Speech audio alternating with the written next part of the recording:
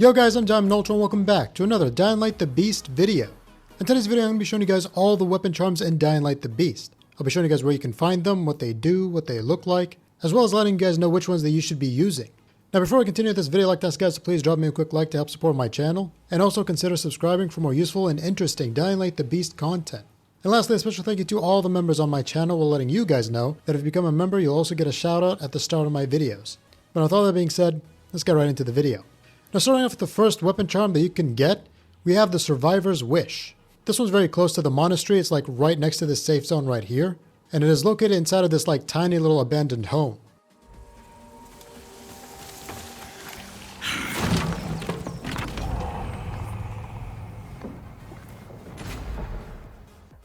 Now the weapon charm is a Castor Woods token. And what it does is that it reduces your stamina cost for melee weapons by 3%. Now this one is pretty good because you do use a lot of stamina at the beginning when you are fighting, and the amount may seem insignificant, but it does actually make a difference when you are fighting. Now the next one we have is the Family Toy. This one's located inside of this specific building in this location of Old Town.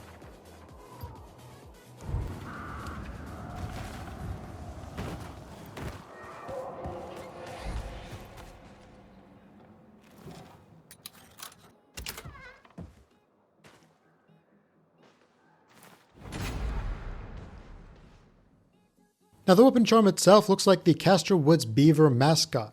And as for the stat, it has a 3% increase in health restoration when you are healing. Now to be honest, this one's, kind of weak. It doesn't really, make a difference. And if you have like fully upgraded medicine, or maybe not even fully upgraded medicine, it does not give you that much. So yeah, it does look pretty cool. However, it is, in my opinion, very useless. But now next we got the Demolisher Trophy. This one's located at this specific convoy, right at the edge of Old Town. You'll find it at the back of this armored vehicle, which you can open by looting an armored zombie nearby. The armored zombie will have a key card that you can use in order to open up the back of this armored truck. Now as for the weapon charm, it looks like a bloody tooth, and what it does is that it grants you 1% damage resistance. Now 1% isn't really a lot, but then again it's a weapon charm, and if you have like a very good armor set, then this is a nice addition to that stat. Next, we got the Inhibitor Charm. This one's located at this substation in the industrial zone.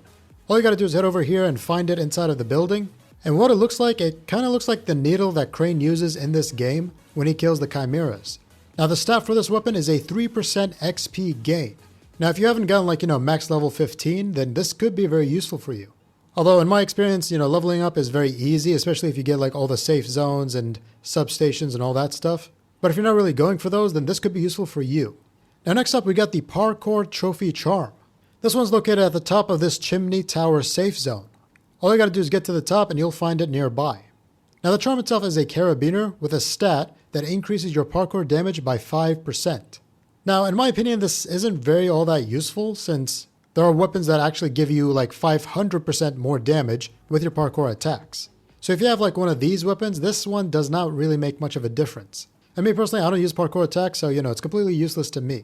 Next up, we got the Lucky Duck. This one you can find inside of this dark zone in this area right here. Now the weapon charm looks like a metal clover, and what it does is that it increases the amount of common craft parts looted. And this one's by 5%. Now in my opinion, I'm not really too big of a fan of this because I don't really like loot zombies all that often. And I'm not entirely sure if this counts for like, loot that you find in stores. But if it does, then yeah, maybe it could be useful to you. Alright, next up we got the Carnage Trophy. This one's located at the top of this monument, which you can pretty much see from like almost anywhere in Castor Woods. And all you gotta do is climb to the very top and find a bird's nest. Inside the bird's nest you will find jewelry and the weapon charm.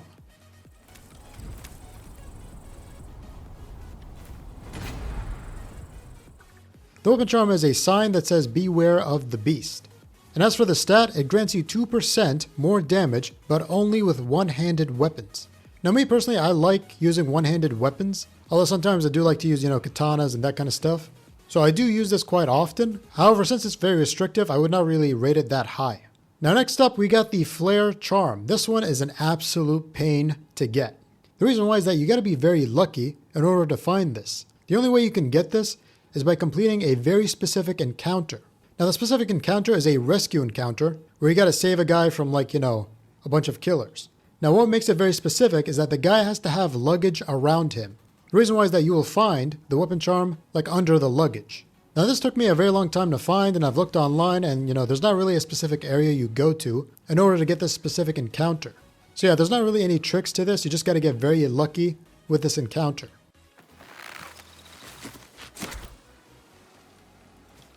I thought I'd never get out. Here, take this. But anyways, back to the charm. This charm looks like a Dying Light 2 UV bar, which looks pretty cool. However, the stat is an increase in uncommon craft parts loot by only 3%. Now, it is different from the Lucky Duck, which is common craft parts, but in my opinion, it's still like not that useful in my opinion, since a lot of the uncommon stuff you can pretty much just buy from the vendor, or find like, better ways to farm them. But now next up, we got the Volatile Toy. Now, when I got this, it was bugged. However, for now, it is not bugged. It works perfectly fine. So if you guys want to try to get this, you don't have to worry about running into problems. Now, the way you get this weapon charm is by going inside of this specific house in this area. Inside the house, you will find a cabinet that will have a key. Now, before, it was bugged and you couldn't like pick it up. But now after this latest hotfix, you are now able to pick it up. Now, once you pick it up, you're going to head upstairs to this specific room to unlock it. Inside, you will find a volatile hive, or just specifically one volatile, which you can kill.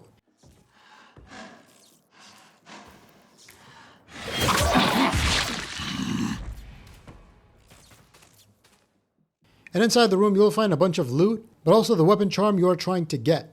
Now, I got the weapon charm before like this fix, and the way I got it is by like sliding down a wall and grabbing it through the wall. But luckily for you guys, you don't have to deal with that now. But anyways, about the weapon charm, it looks like a volatile finger, and what this does is that it increases your melee weapon damage by 2%. So yeah, it's pretty much like the Carnage Trophy, only better because it's not restricted to any other weapons. And the last two we have are from the last two story missions. The first one we have is the Beast Among Us charm, which you get by completing the second last story mission. The story mission is called The Bait and the Beast. Now as for the weapon charm, it looks like a weird metal flower, and its stat is an increase in damage by 3%, however it's only against humans. So yeah, not a very good weapon charm since most of the time I'm fighting zombies instead of humans. And whenever I'm fighting humans, I don't really use melee weapons, I only use a gun. So yeah, I wouldn't really recommend this or even rank it high. But now the last one we have is the Real Beast Weapon Charm. You get this by completing the very last mission, and the weapon charm is a gold pin that the Baron wore. The weapon charm grants you a 5% increase on stamina regeneration after every kill. Now this in my opinion is very useful because if you're dealing with like a horde of zombies, and you're always like killing a few of them and then sparing some of them, you can keep on swinging without worrying about your stamina depleting. So yeah, it's very useful when you're using it like to fight a crowd of zombies. Although not that useful if you're fighting just like one singular zombie like a Demolisher or a Volatile. So anyways, that's it for the video. If you guys want to know where you can find a bunch of UV bars in Dying Light the Beast, check out this video right here. Or if you guys want to know where you can find all 20 treasure locations, check out this video instead. But on that, thank you for watching, and I'll see you all in the next video. Peace.